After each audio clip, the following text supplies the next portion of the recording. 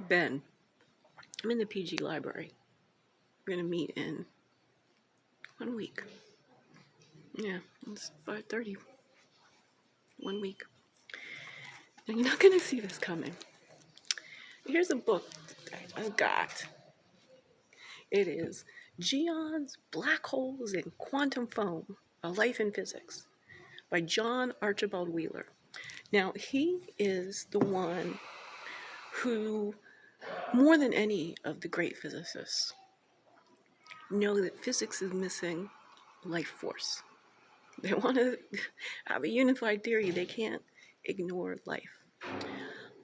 I'm the founder of #WellbeingPhilosophy, and I've solved a lot of the great mysteries of physics by using the MC Hammer dictum. When you measure, include the measurer. Now, just get started and we'll go through this book together. There's this lovely picture of Einstein and Niels Bohr. And Niels Bohr took a ship, it was pre-planes, to come and talk with Einstein at Princeton's Institute of Advanced Study. And Wheeler, Niels Bohr called him, decided to just go meet him at the ship dock, along with Enrico Fermi, who had just won the Nobel Prize. And what they were starting to talk about was nuclear fission, which had just been discovered in Copenhagen in Niels Bohr's laboratory. There's a quote here that Niels Bohr had a prepared mind.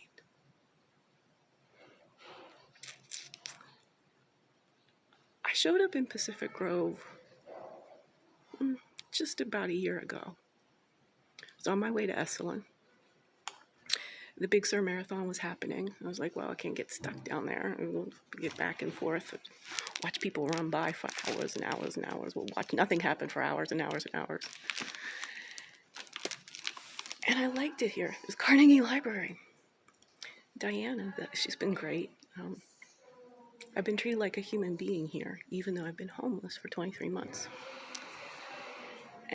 The interesting thing is, the whole time I've been here, and I went through planned obsolescence of my devices and everything, is I've been doing the QA. I've solved consciousness. And as the director of the Sierra Club, and as the former director of the NAACP, solving consciousness, using science, using the philosophy of science, because I am a degreed philosopher from Carnegie Mellon University, is how we unite as one species. #how to demolish racism by 2030 could do it. It's a mind virus. We have to attack it just as we attack COVID-19. But more than that, we have to build a future of racial harmony and respect all life on Earth. You have an amazingly difficult job. How are you supposed to get people to save the environment when everybody is stressed beyond belief, when there's so many problems and it's all planetary chaos and we have to do all this stuff? And our minds are shrieking into these dumb handsets. We're just notification, stupid notification. Nobody knows how to think anymore. I almost died when I turned 50. I weighed 333 pounds. And I'd lost nearly 90% of my ability to walk and talk. Clearly, some of that's back. And most of the weight halved myself after 50. This is lived experience biophysics that I've now parsed through the history, the entire 20th century, quantum physics, understanding the people, the players. Einstein always regretted that his brilliance led directly to the atom bomb. And his refusal to be part of that, which all the other major physicists who created the quantum reality, that created these dumb handsets. We have the capacity for smartphones, but right now they're only being deployed, all tech, is just being deployed in order to make really rich men absurdly wealthy. Gotta stop that. How do we do that? Well, when I figured out how to stay alive, I'm like, I'm not going back in a cubicle. I was a very well paid and successful payroll implementation software consultant. The IRS was my client. I'm a fabulously logical person who also dwells in love. All 7.9 billion humans across every nook and cranny of Earth, who wants to show the world that it is ignorance to believe anything but that we are all African ancestrally. Now here's what I could do for you. Come back to this great picture. So I'm reading a book by a man who was there when Niels Bohr and Einstein were having their famous walks and talks about quantum mechanics, and you know, Einstein said God doesn't play dice, and Bohr's like, stop telling God what to do, Einstein. These characters live today in the personage of myself having Socratic dialogues on stage with Dave Chappelle. And what will happen? Dave Chappelle and I get started talking, discover how smart he is, how loving he is, get all my own theories out and explain them. We do a sort of benefit for the Sierra Club. Now, DC, Dave as I like to call him, saved my life.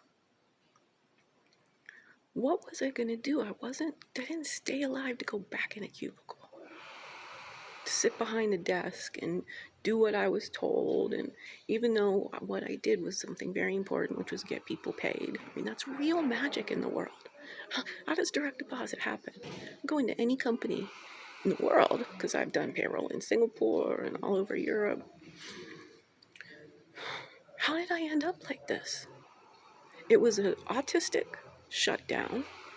Real stuff. You don't get diagnosed as autistic if you're a girl in the 70s or a non-binary person in the 2020s. And then I had a toxic mold exposure when I was living in Bellevue. And it decimated the left brain aspects of functioning in plantation capitalism. Now, I'm great at creativity. And DC said in his Mark Twain acceptance speech that he would block and tackle for anyone who has the balls in the breasts and the 1 degree of separation. Take him up on that. Now, you gotta vet me. Right? I'm eager to go meet your parents tomorrow night.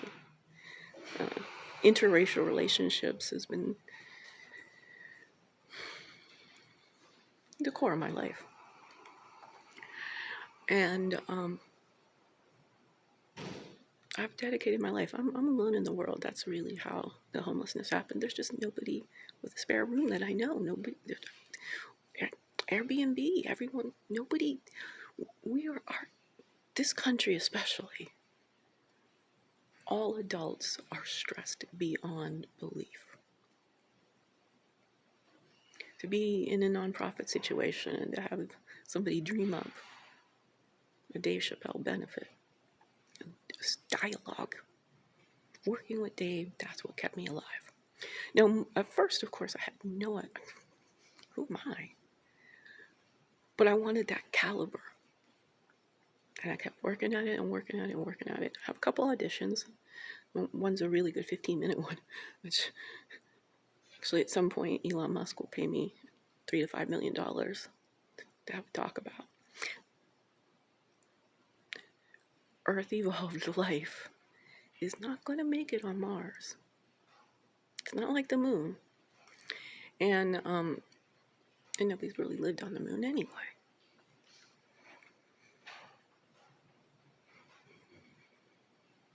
got a lot. I have a prepared mind, like Niels Bohr. I do not know an Einstein equivalent except for Dave Chappelle. What does the world look like when there's a white lady who equivocates Dave Chappelle and Albert Einstein? No, he's great at the humor. The laughter are kind of funny if you stick around. But I'm going after light bulbs. I'm really serious about having solved why the universe is expanding. I'm really very serious about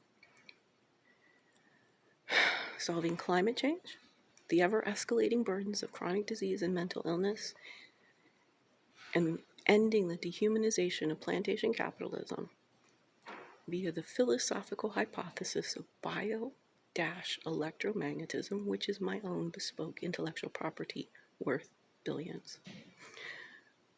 I need an investment and an introduction to Dave Chappelle. I also really have really great ways of talking about this that I've branded life-centric thinking. It would be great, again, as a,